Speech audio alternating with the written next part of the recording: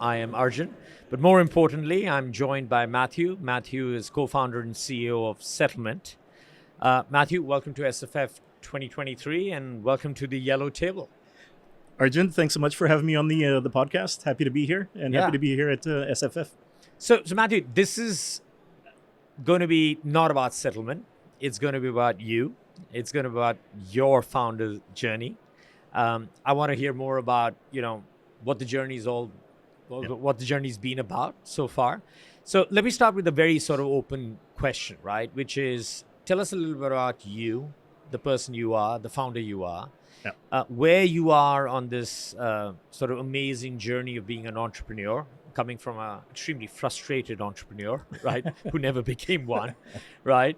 How did it all start for you? And while you're actually sort of sharing this story, talk about a couple of things in your journey which, make you believe that sort of define you as the entrepreneur you are today.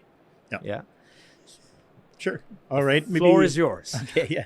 So a little bit about me. I'm a small town Canadian kid who's had a pretty international career.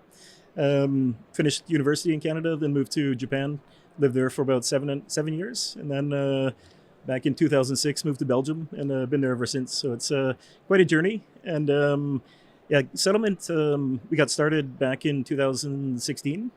So I was at the time working for a bank, and 2014 or so I got into blockchain technology, and I was just fascinated by it. Every day, once I sort of understood how it worked, every day there were like 2, 3, 4 use cases or ways that the technology could be used that I was just like, wow, this is amazing stuff. So at the bank, I set up a center of excellence for blockchain tech and got busy trying to, first of all, build the competencies internally to have a blockchain team. That really didn't work, and that's not really a great strategy, because as soon as you give engineers like 18 to 24 months to become competent with blockchain technology, they just become the most sought after developers in the market. So nobody stays. So that strategy of building a team internally is a bit of a fool's journey, I could say, in a way.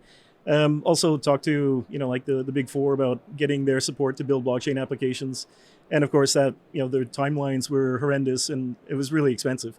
And so I decided there's got to be a better way. And so I started doing blockchain experiments at the bank. And what I found is that we just hit the wall so many times for different reasons. And after a couple of years of that, I said, okay, well, what the world needs, I believe in the technology. It's going to have a massive impact. But what the world needs is a platform to make it easy. And that's how the journey for me started with SettleMint. Yeah, but so I think it's very interesting, right? So there's quite a lot of founders I've met, over the last sort of 20 years of me being in this space, right? Who have sort of transitioned from what I call a corporate life to this, the Wild West or the dark side, or, whatever they want to call it. So tell me, what went through your mind at that time, right? Yeah. As an individual, who'd worked for a large bank, seems to have done some very interesting work. All of a sudden, you're on your own. Yeah. Right. Yeah, I think there's, what went on in my mind, but that was really about, okay, there's this massive problem. The world needs this. So it was just, as soon as I had that vision, that conviction, it's almost like a moral obligation to execute on it. Okay. That's the way I looked at it. But I think the other side of that is, my wife's, what was going on in her mind. That's interesting too. Yeah, no, because your family lives through, I guess, any startup, right? Yeah. So I was had my second child on the way, and my wife was like 6 months pregnant, and but I'd been preparing her. I said, okay, I think I'm going to start a company to do this. That was about 6 months out. I'm about 30% chance I'll do it. Then a month later, it's 50-50. I think the last update I gave her was around 70-30. And then the next conversation was, honey, I resigned. And she's like, what? So anyways, it was this journey, not just for me as a founder and my co-founder, but also with our spouses and partners. And being able to count on the support at home has really been crucial for driving me forward and making helping the company to grow. And so how did you choose? So how did you come to choose or find a co-founder? So how does this happen? Yeah, I was really lucky. I think we underestimate the importance of luck in our lives, but the only thing you can do is maximize the opportunities for luck to happen. And so I was, while I was at the bank trying to get stuff done in the blockchain space, found the two paths that I had outlined at the beginning, they weren't really working out. So I ended up outsourcing the work to a small agency, and the CTO at the time of that agency, he was it was his first experience with blockchain tech. I asked him, "Can you build a secondary market for pre-IPO companies?" And he said, "Well, let me do some research. I'll come back to you." So 6 weeks later, he calls me up and he said, "Come to the office. I've got a prototype built." And from that moment onwards, he got bit by the blockchain bug, like I was him from a technical perspective, me from a business perspective. So we were both kind of embarked on this journey together to say, okay, well, are we going to do this? Are we going to do this? And yeah, so that finding the founder was lucky because we'd been working already together for about 3 years almost, but in a client-vendor relationship, and we got along great. And so when I said to him, like, let's stop what we're doing and get on a new journey, a new path. And he was really, his quote was really great. He was like, I was 15 when the internet went boom. So I was a little bit too young to ride that wave. There's no way in hell I'm missing this wave. So since then, we've both 2 feet in, never looked back. So, question for you, right? And this comes up again and again in a number of conversations. People who move from corporate environments, especially large corporate environments, to startups, right? There's definitely a certain skill set that you bring across with you. Yep. But similarly, there is a certain amount of unlearning which needs to be done. Sure. My assumption, you could say I'm wrong.